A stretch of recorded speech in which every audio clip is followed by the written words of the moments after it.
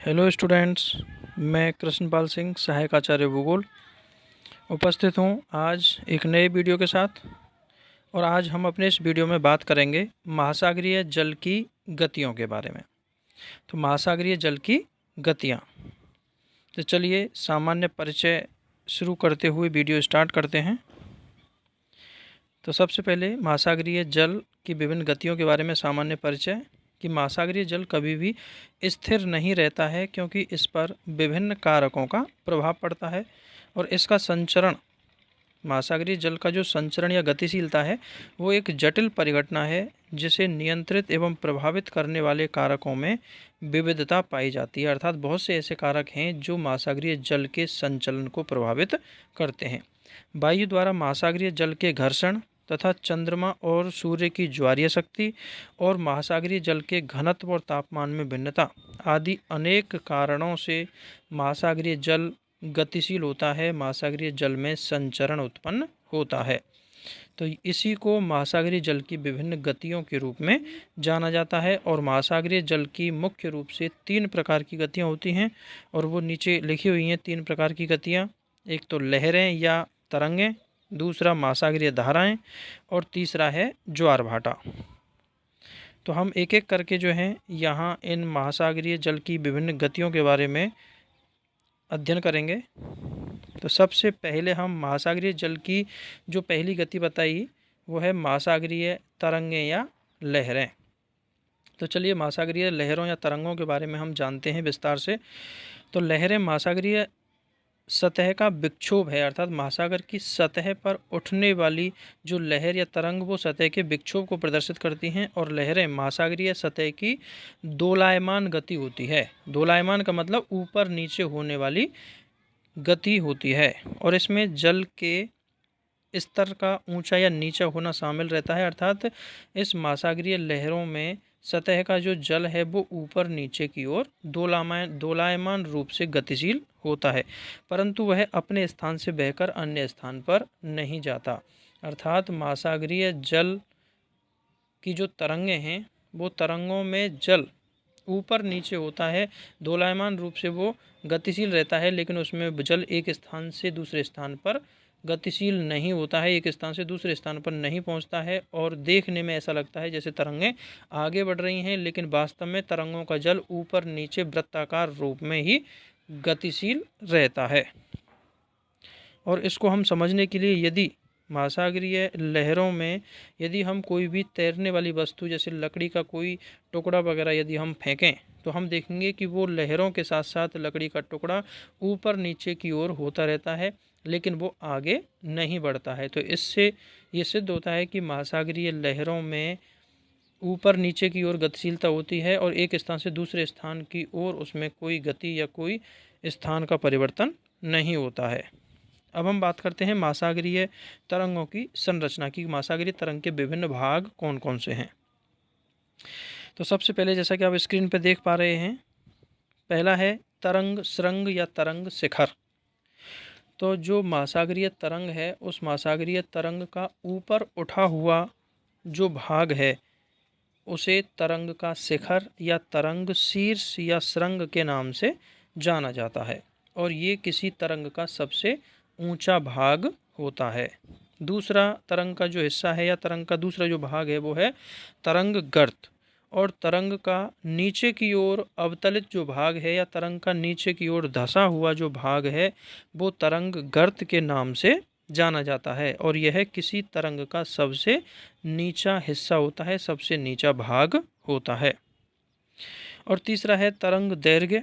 तो तरंग दैर्घ्य क्या है इसके बारे में हम जाने।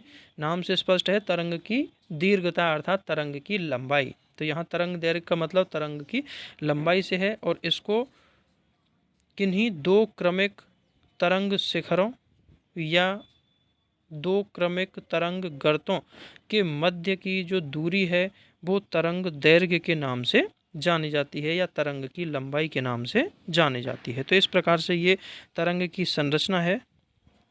अब हम बात करते हैं तरंग की गति की, कि जो महासागरीय जल की जो तरंगें हैं उनकी गति कैसे ज्ञात करते हैं और गति का मतलब क्या है। तो महासागरीय तरंग की जो गति है वो तरंग दैर्घ्य तथा तरंग आवर्त काल से संबंधित होती है, अर्थात तरंग की लंबाई कितनी है और तरंग का आवर्त काल अर्थात एक तरंग को गुजरने में लगा हुआ वक्त। तरंग आवर्त काल का मतलब क्या है? किसी बिंदु से एक तरंग को गुजरने में लगा हुआ जो समय है वो तरंग का आवर्त काल कहलाता है। और तरंग दैर्घ्य और तरंग आवर्त काल के अनुपात को ही तरंग की गति कहा जाता है। और इसको हम यदि सूत्र के रूप में व्यक्त करें तो नीचे लिखा हुआ है, तरंग की गति बराबर तरंग दैर्घ्य बटे तरंग का आवर्तकाल। अर्थात तरंग की लंबाई में यदि तरंग के आवर्तकाल का भाग दे दें तो इससे तरंग की गति मालूम पड़ जाती है कि महासागरों में जो लहरें या तरंगें हैं वो किस गति से दोलायमान हैं, किस गति से अग्रसर हैं। अब हम बात करते हैं तरंग बनने के कारण की। तो तरंग का निर्माण और इसका आकार व शक्ति 3 कारकों पर प्रमुख रूप से निर्भर करती है। अर्थात तरंग का बनना और तरंग का आकार कितना है और तरंग कितनी शक्तिशाली है, ये 3 चीज़ों पर निर्भर करती है। 3 कारक हैं जो तरंग निर्माण को प्रभावित करते हैं और वो 3 कारकों में पहला है पवन की गति, क्योंकि तरंगों का निर्माण मुख्य रूप से पवन के घर्षण के कारण होता है। तरंग बनने के पीछे सबसे प्रमुख जो कारण है वो पवन के द्वारा महासागरीय सतह पर होने वाला घर्षण है। तो इस प्रकार से तरंग निर्माण में सबसे महत्वपूर्ण जो कारक है वो पवन की गति है। यदि पवन तेज गति की होगी तो अपेक्षाकृत अधिक ऊंची और शक्तिशाली तरंगें उठेंगी, और यदि पवन की गति धीमी है तो तुलनात्मक रूप से लहरें भी कम ऊंची और कम शक्तिशाली होंगी। दूसरा कारक है तरंग के निर्माण और इसकी शक्ति और आकार को प्रभावित करने वाला कि पवन के चलने की अवधि, कि पवन कितने समय के लिए लगातार चल रही है, पवन कितनी अवधि से चल रही है। तो ये भी जो है तरंग के निर्माण और उनकी आकार को प्रभावित करता है। और तीसरा है पवन के निर्विघ्न बहने की दूरी, अर्थात पवन के मार्ग में कोई रुकावट नहीं हो और बिना बाधा या रुकावट के पवन कितनी दूरी तक लगातार प्रवाहित हो रही है। क्योंकि यदि पवन के मार्ग में रुकावट आती है, पवन के मार्ग में कोई बाधा उपस्थित होती है, तो पवन के द्वारा पड़ने वाला जो घर्षण बल है वो कम हो जाता है और विभिन्न दिशाओं में विक्षेपित हो जाता है। इसीलिए पवन कितनी लंबी दूरी निर्विघ्न या बिना बाधा के तय करती है, ये भी पवन के द्वारा लगने वाले घर्षण बल को प्रभावित करता है। फलस्वरूप महासागरों में तरंगों का निर्माण और तरंगों की शक्ति और आकार इससे प्रभावित होता है। तो इस प्रकार से ये तरंग बनने के कारण थे।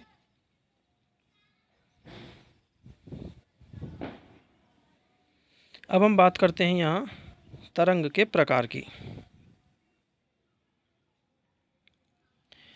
तो तरंगें, महासागरों में जो तरंगें उठती हैं उनके आकार प्रकार के आधार पर और उनकी प्रवृत्ति के आधार पर तरंगों को प्रमुख रूप से 3 प्रकारों में वर्गीकृत किया जाता है। 3 तरह की तरंगें महासागरों में देखने को मिलती हैं जिन्हें अलग अलग नामों से जाना जाता है। और पवन द्वारा उत्पन्न ये 3 तरंगें इस प्रकार से हैं। तो सबसे पहले, जैसा कि आप स्क्रीन पर देख रहे हैं, पहला है सी तरंग, जिसको सी के नाम से जानते हैं। और वो कैसी होती है कि जब महासागर में या सागर में विभिन्न तरंग दैर्घ्य और दिशाओं वाली तरंगें एक साथ उत्पन्न होती हैं, अर्थात अलग अलग तरंग दैर्घ्य वाली तरंगें, अलग अलग लंबाई वाली तरंगें और विभिन्न अलग अलग दिशाओं से उत्पन्न होने वाली, अलग अलग दिशाओं की ओर गमन करने वाली जो तरंगें हैं, जब एक साथ महासागर में उत्पन्न होती हैं तो महासागर में अनियमित तरंग प्रारूप बन जाता है।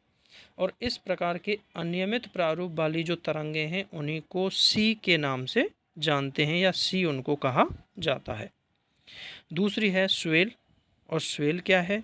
तो जब तरंगें उन पवनों के प्रभाव क्षेत्र से दूर चली जाती हैं जिन्होंने इन्हें निर्मित किया है, अर्थात पवन का निर्माण करने वाली जो पवनें हैं उन पवनों के प्रभाव क्षेत्र से दूर तक जब तरंगें पहुंच जाती हैं तो वो तरंगें एक समान ऊंचाई और आवर्तकाल के साथ नियमित रूप धारण कर लेती हैं। क्योंकि तरंग अपने उत्पत्ति स्थान से निरंतर अग्रसर होती है, तरंग आगे बढ़ती है। हालांकि जल स्थिर रहता है, जल वहीं की वहीं वृत्ताकार गति करता है, लेकिन तरंग आगे बढ़ती है। तो जब तरंगें अपने उत्पत्ति वाली पवनों के प्रभाव क्षेत्र से दूर पहुंच जाती हैं तो अब पवनों के घर्षण बल का प्रभाव नहीं होता। तो इस वजह से जो तरंग प्रारूप बनता है वो पूरी तरह से समान ऊंचाई और समान आवर्तकाल वाली तरंगों का प्रारूप महासागर में उत्पन्न होता है। और इस प्रकार के नियमित और समान ऊंचाई वाले तरंग प्रारूप को ही स्वेल या महातरंग के नाम से जाना जाता है। और तीसरा है सर्फ।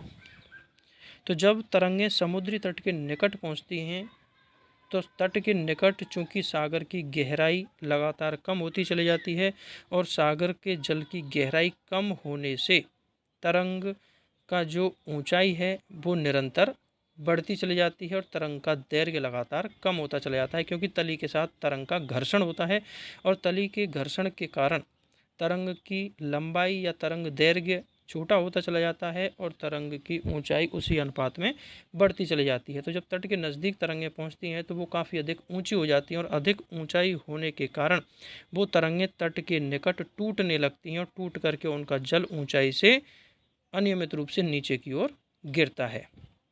तो इस प्रकार तट के नज़दीक इन टूटती हुई तरंगों को ही सर्फ के नाम से जाना जाता है। तो ये जो है महासागरों में उत्पन्न होने वाली ये 3 तरह के तरंग प्रारूप हैं, सी, स्वेल और सर्फ।